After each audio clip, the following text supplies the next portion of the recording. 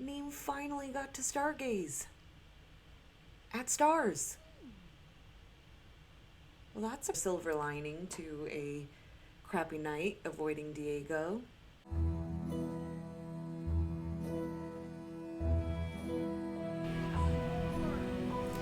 Last time, the baby arrived. Cosmos gave Neem a rose. Diego saw too much. And Neem somehow walked away with the promotion. Which is exactly the kind of week that makes a person decide feelings are optional. So today, Neem is choosing the only reasonable path forward. Cleaning, working, and refusing to have a thought longer than 3 seconds.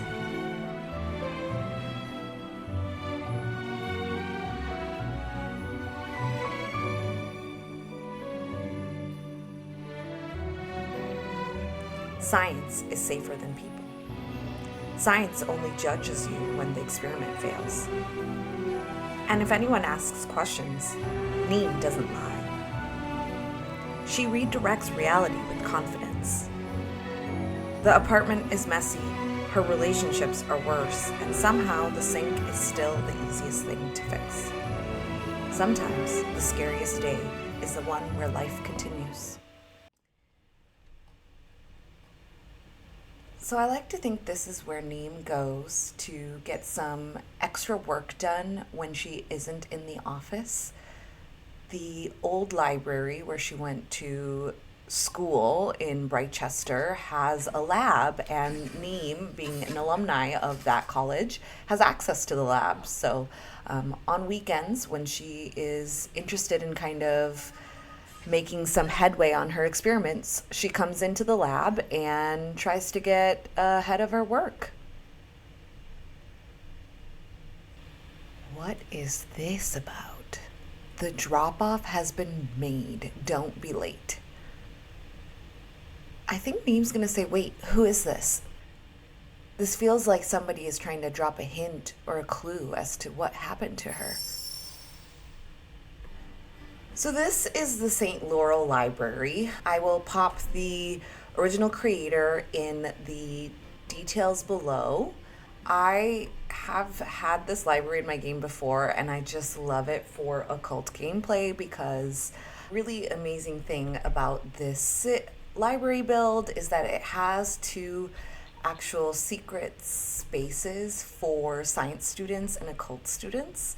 And down in the dungeons, you can see there is a science layer, but even further below, there is this portal to the occult realm and a little space for folks to brew potions. And it is this dark and creepy area that just looks so cool. St. Laurel Library sits at the top of Gibbs Hill, a proud and prominent fixture of the town. Students from all around have used this library forever as a place to study and research.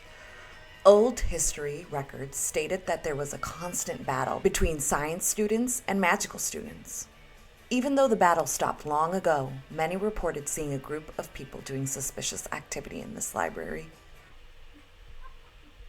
Let's check in on Neem's skills, where we are at with everything. In terms of mischief, we are at mischief level 3. This is a 10-tier skill, so we have to get all the way to mischief level 10. She's currently reading a book on mischievous tasks, which is why this is in green, as she is kind of progressing towards her 4th skill level. Next, we have handiness, which we are at almost handiness level 3. And then we also need logic, which we are at logic level 4. Oh, Neem decided that she wanted to not only read her book, but also go chat with the robot. She's reading Mischief Volume 1, What's Funny, What's Illegal. I love that title.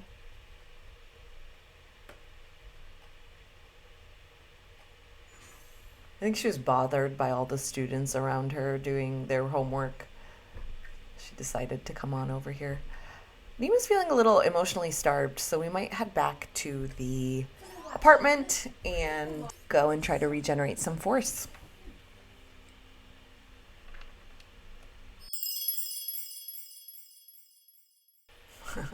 Neem is starting to get a bad reputation. This public image panel came from the Get Famous pack. And, Neem isn't really the nicest person out there, so I feel like she's starting to gain a little bit of a reputation. Cosmos, hello. There's a rumor at my workplace that someone is trying to get a promotion. Should I try to impress my boss to get it?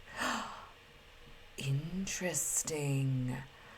I feel like Cosmos is asking Neem if he should try to become more serious about his career, and I think Neem is going to tell him to go for it. While that does introduce more competition for Neem in the workforce, as Cosmos is her only friend, I think she wants Cosmos to take life seriously, just like she does. Neem wants to fulfill an aspirational goal.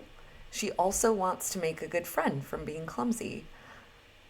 On here, on the UI, you can see Neem's wants. Those are associated with her traits as well as the things that are going on around her. I also actually have a few mods that help modify wants to make them a little bit more unique, because the vanilla want system can sometimes get to be quite repetitive.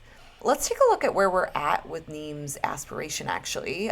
She has the Chief of Mischief aspiration, and she is at stage 1. She's achieved stage 1. Next, she has to use a computer to cause mischief 3 times, which she's already done once, as well as achieve level 3 mischief, which she already has. So why don't we go on ahead and make Neem do some mischief on the computer. I think she'll troll some science forums because she really thinks that there's a lot of idiots out there in the scientists community, and she's probably that scientific reviewer who rips your paper apart for fun on a Sunday. Like today, it's Sunday morning. She's going to grab herself a cup of coffee here, and she's just going to make life miserable for other researchers because, I don't know, she can. Cosmos Starchild would like to come over and hang out. Is that okay? Boy, Cosmos, you really don't give up, do you? Neem's going to say okay. It's Sunday. It's weird that he wants to come over. But maybe Neem can have that career conversation with Cosmos. Cosmos is bored, which is likely why he decided to come on over. Why don't we chat in the living room? I feel like that is the more natural place to chat with Cosmos. Let's try to get away from any place that is even mildly suggestive. Cosmos and Neem are out on a Sunday at the karaoke lounge, the Planet Honey Pop. And they're just going to grab some drinks.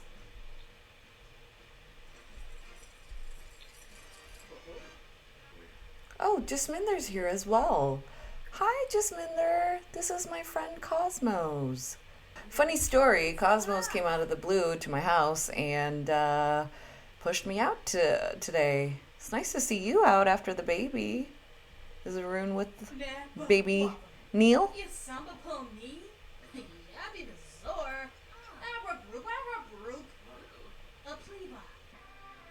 I feel like Jasminder's texting Neem about Cosmos, giving her the friend impression.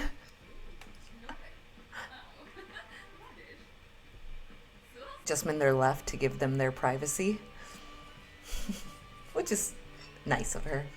Neem's going to enthuse a little bit about mischief. I feel like Cosmos knows her at this point and just knows that she's a little slippery, and he's okay with that because he's shady too.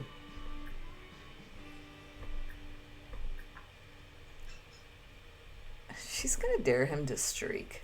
Let's see how crazy you are, Cosmos. We've had a drink in us. You should be able to handle this. Oh, he just left. Is he going to streak or did he just leave? Oh wait, there he is. Okay. Are you going to streak? Let's see. He did. Oh, and he's off. He ran fast.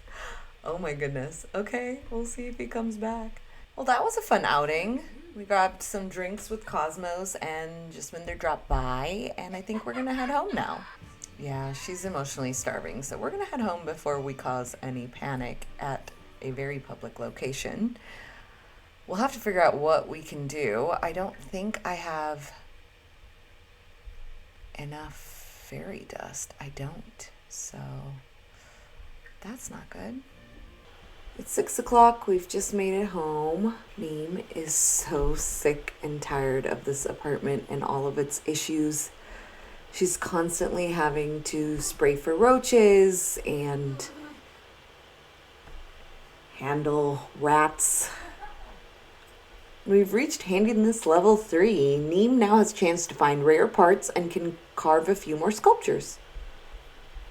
Speaking of which, I think Neem is going to head to the maker space tonight. She hasn't been in a while. Let's regenerate some force before we head over, just to make sure that we don't cause any problems. Ugh, I still need another fairy. Oh, wait.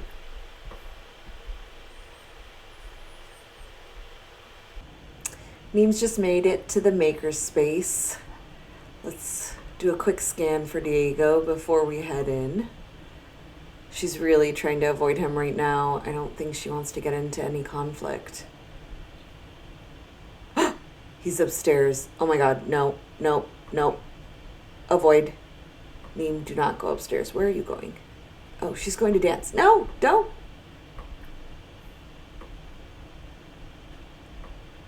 Neem, head back downstairs right now. We've got to get away.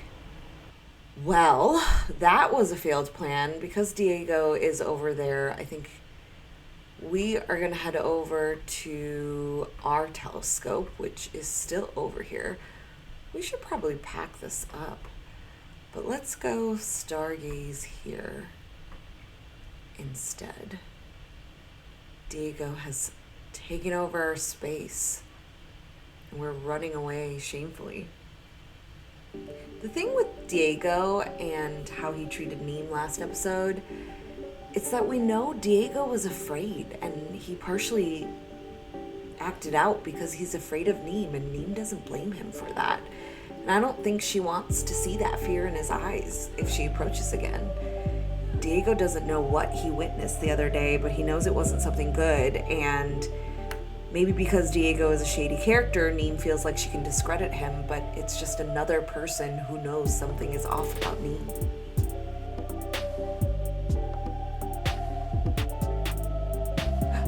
There's actually stars out tonight.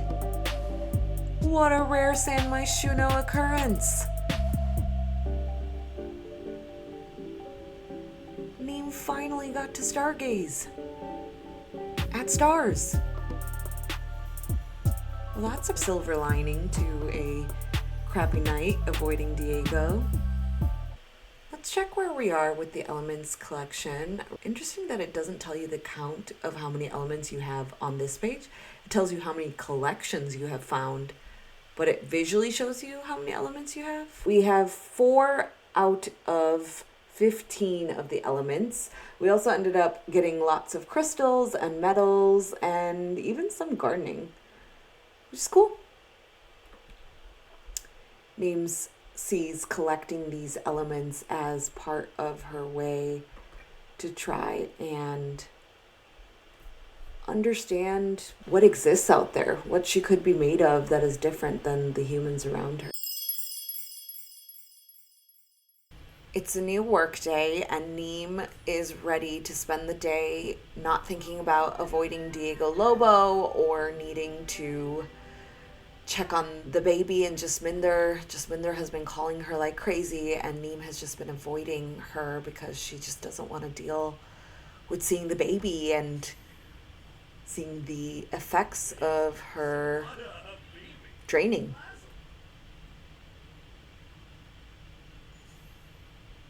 So instead, she'll do what she does best, which is focus on science. Science isn't comforting, but it gives her exactly what she needs, a formula to figure out how to handle everything.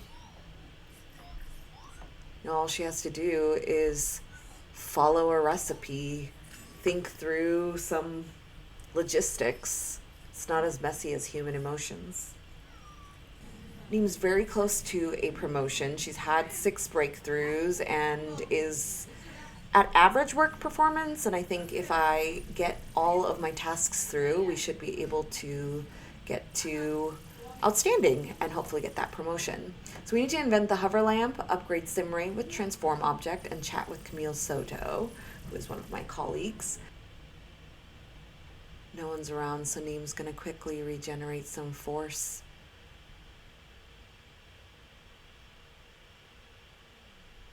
In the lab, no less.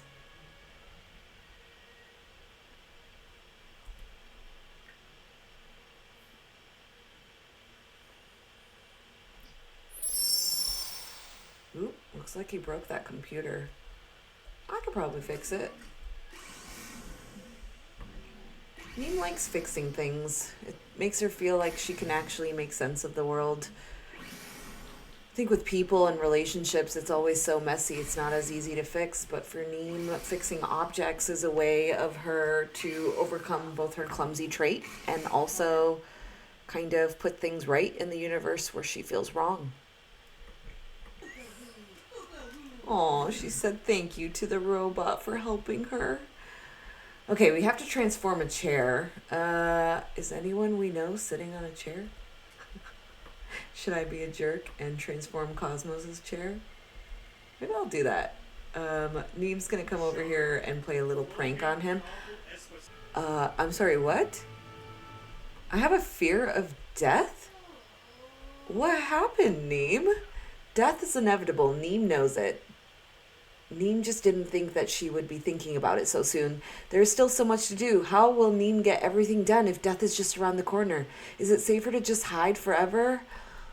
Oh, poor Neem. She's always hiding.